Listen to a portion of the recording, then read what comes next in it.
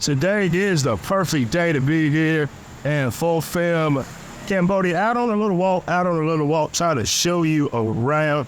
It's a great place.